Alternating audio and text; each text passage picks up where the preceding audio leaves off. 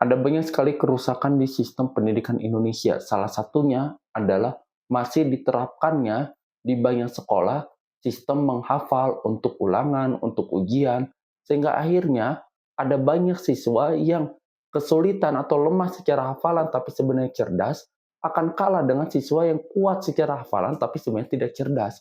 Jadi siswa yang kuat secara hafalan tapi tidak cerdas mendapatkan nilai tinggi. Nilai tinggi itu adalah nilai hafalan dia, bukan nilai dia lulus kompetensi materi tersebut. Karena siswa tersebut belum tentu bisa menjelaskan ulang materi tersebut, hanya kuat dalam textbook alias menghafal. Dan ini masih menjadi problematika karena masih sedikit sekolah yang mengadopsi sistem analisa dalam setiap soalnya. Dan yang kedua adalah minimnya kreativitas. Saya pribadi lebih suka ketika pelajaran matematika, fisika, kimia, jenis soalnya itu adalah esai bukan pilihan ganda. Kenapa? Ketika kalian menyelesaikan soal pilihan ganda, meskipun kalian sudah kotret dari awal sampai akhir, ketika kalian salah menghitung dan otomatis salah mencoret jawaban, maka skor Anda di soal tersebut ya nol karena pilihan ganda. Beda halnya dengan esai. Ketika esai, Anda dituntut untuk kreativitas Anda menulis mana data diketahuinya, menentukan rumus yang dipakai, turunan rumus dan sebagainya.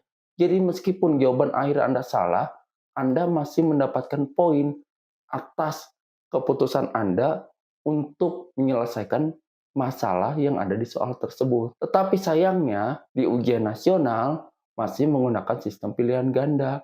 Di soal-soal SBMPTN masih menggunakan pilihan ganda. Jadi di pilihan ganda ini dilematisnya ketika Anda salah menghitung meskipun sudah benar rumusnya dan sebagainya, ya Anda nggak dapat jawaban. Tetapi ada orang yang asal cap cip cup, asal jawab, bisa benar bukan karena dia bisa menyelesaikan soal tersebut, tapi karena asal jawab. Dan ini yang masih menjadi masalah adalah minimnya kreativitas dan menuntut anak untuk bisa mengembangkan soal. Yang selanjutnya adalah fasilitas yang timpang. Fasilitas timpang ini kita bisa lihat di kota besar, fasilitas sekolahnya dengan kota kecil itu berbeda.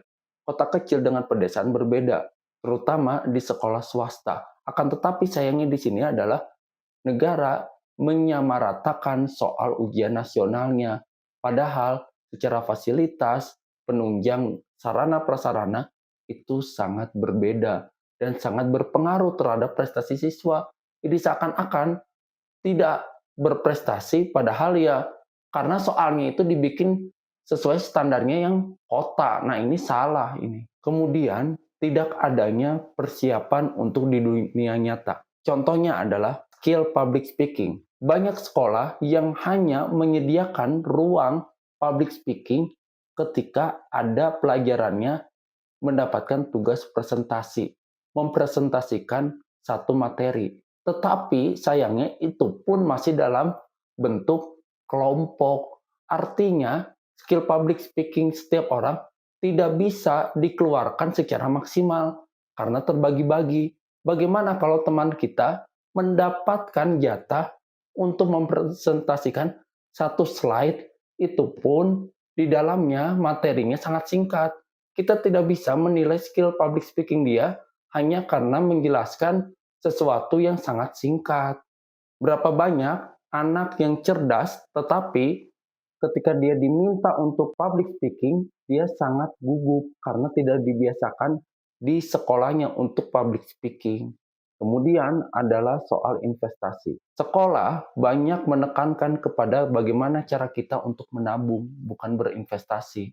Tetapi sebenarnya sekolah juga harus untuk mengajarkan kepada siswanya untuk berinvestasi, mengajarkan resiko-resiko investasi, bukannya mengajarkan caranya menabung. Apalagi dengan slogan menabung atau hemat mangkal kaya. Tidak, karena dengan Anda menabung, Anda tidak menjadi kaya karena uang yang Anda dapatkan itu akan terpotong oleh nilai inflasi terhadap waktu untuk Anda menabung. Jadi kenapa tidak diajarkan investasi sejak dini? Dan yang selanjutnya adalah minat siswa. Banyak anak yang tidak tertampung minatnya hanya karena adanya pengelompokan kelas, terutama di SMA. Berapa banyak anak yang tidak bisa tersalurkan hanya karena adanya kelas IPA, IPS, dan bahasa. Kalau dulu ada 3 kelas, sekarang hanya 2 kelas, IPA dan IPS. Bagaimana kalau anaknya suka seni? Dia nggak bisa mendapatkan kelas khusus seni, dan dia harus memutuskan mau masuk IPA atau IPS. Padahal dia nggak suka fisika, dia nggak suka sosiologi. Dan seni hanya ada dalam bentuk mata pelajaran, hanya ada dalam bentuk ekstrakurikuler. Padahal dia suka seni rupa. Berapa banyak anak yang suka musik, tetapi nggak ada jurusan musik di SMA. Yang ada hanyalah ekstrakurikuler musik. Yang ada hanyalah pelajaran seni budaya yang terbagi ke dalam seni musik. Yang artinya kurangnya penyerapan terhadap minat siswa.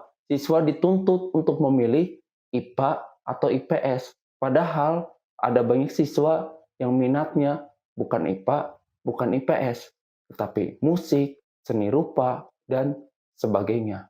Jadi harapannya semoga ke depannya kerusakan sistem pendidikan di Indonesia bisa segera teratasi dan diperbaiki.